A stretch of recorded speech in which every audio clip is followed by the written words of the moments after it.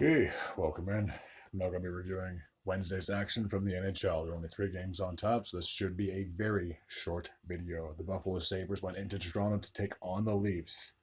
In the second period, William Nylander would kick things off for the Toronto Maple Leafs, getting his 34th goal of the season from Bertuzzi, Tyler Bertuzzi, I should say, and Max Domi, 2 minutes and 29 seconds into that frame.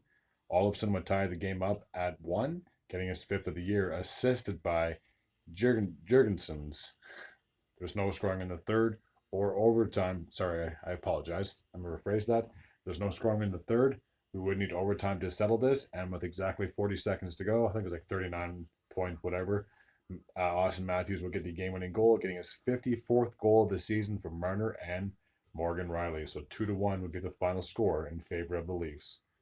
So with the win, they are 36-18-8. They have 80 points. They're sitting third in that Atlantic division. And for the Buffalo Sabres, they're 29-29-5 for 63 points. They are currently 9 points out of a playoff spot. So something tells me that once the trade deadline hits, they are sellers. There's no ands, ifs, or buts about it this late in the season. All right, the next game took place in Colorado, where we had the Avalanche, and they are playing against the Detroit Red Wings. So this was a significant matchup just for one reason, as JT Compher made his return after signing with the Red Wings in the offseason. Obviously, he was a member of the Avalanche for many, many moons, but in the offseason, he decided to take his talent to the Motor City. So, just with any player that signs with another team, you're guaranteed to play them that following season. That's just how the NHL works. You're always playing at least one team twice, once at home, once in away. So anyway, before I keep rambling on, let's take a look at the goal scoring summary. So in the first, the Red Wings had a power play. Fabry would score, getting his 16th of the season from DeBrincat and Shane Gostisbehere. Cale Makar would tie the game up 5 minutes and 15 seconds into the frame, getting his 15th goal of the season from Taves and McKinnon. David Perron would tie the game up with 6.5 minutes. Would give the Red Wings a 2-1 lead with 6.5 minutes to go. His 13th of the season from Kopp and Ole Mata. Nathan McKinnon would get a late power play goal with 2 minutes and 53 seconds to go. That would be his 40th goal of the season, assisted by Rantanen and Cale Makar. After 20 minutes of play, it was tied up at 2. In the second period, Lehkonen would get the go-ahead goal, getting his 10th of the year from Rantanen and McKinnon, 8 minutes and 49 seconds into that period. Cale Makar would then get his second goal of the game with 3 minutes and 48 seconds to go. That would be his 16th of the season from Rantanen and McKinnon. He would then get his first natural hat trick in the NHL, in his young NHL career. Wow. For Cale Makar, that would be his 17th of the year, assisted by Rantanen and Jonathan Drouin, and that would be a power play goal with just 34 seconds remaining on the clock. So the Avalanche got 3 goals in the second period, making it 5-2 after 40 minutes of play. And in the third period, Jonathan Drouin would get his 12th of the year from Ross Colton and Josh Manson, 7 minutes and 12 seconds into that frame.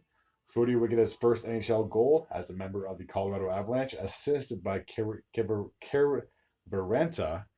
Wow. With 4 minutes and 35 seconds remaining on the clock. So 7-2 would be the final score in favor of the Avalanche. So with the win, Colorado is sitting third in that Central Division, but they're only 2 points behind Dallas for first, with a record of 39-20-5, 83 points. And for the Detroit Red Wings, despite the loss, they're still sitting in the number 1 wildcard spot with a record of 33-23-6. All right, the last matchup took place in Anaheim. We had the Ducks playing host against the Ottawa Senators.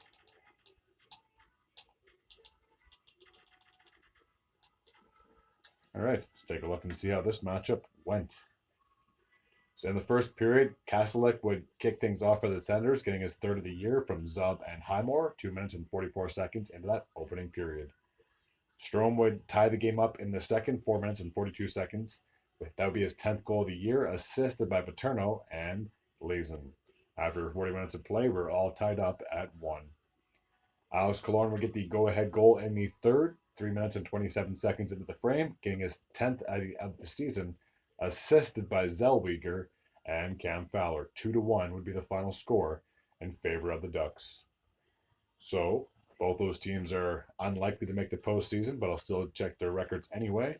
So with the win, the Ducks are 23, 36, and 3 for 49 points. And as for the Ottawa Senators, they're now second last in the Eastern Conference with a record of 25, 32, and 3. And they have 53 points to date, still 19 points behind Tampa for that last wildcard spot. So very unlikely that they make a trip to the postseason. And just like with the Ducks, there's a very good chance that both these teams are sellers once a trade deadline hits on Friday. All right, that takes care of my recap from Wednesday. As always, if you're new to this channel and like this type of content, please feel free to hit the sub button. I'd be very grateful and very appreciative.